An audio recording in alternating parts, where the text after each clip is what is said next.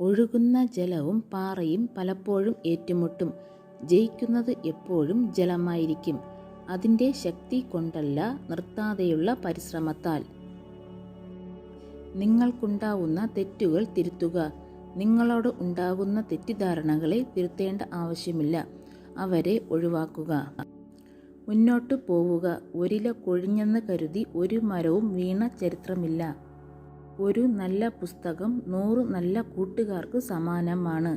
എന്നാൽ ഒരു നല്ല സുഹൃത്ത് ഒരു നല്ല ഗ്രന്ഥശാലയ്ക്ക് സമാനമാണ്. ഭയപ്പെടാൻ തുടങ്ങിയാൽ ഭയപ്പെടുത്താനും ആളുണ്ടാവും.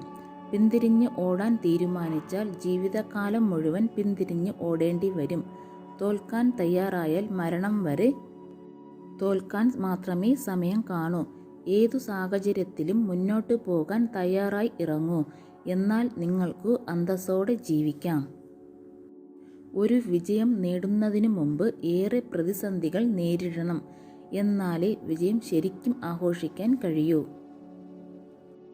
വീണു പോകുന്നത് തെറ്റൊന്നുമല്ല.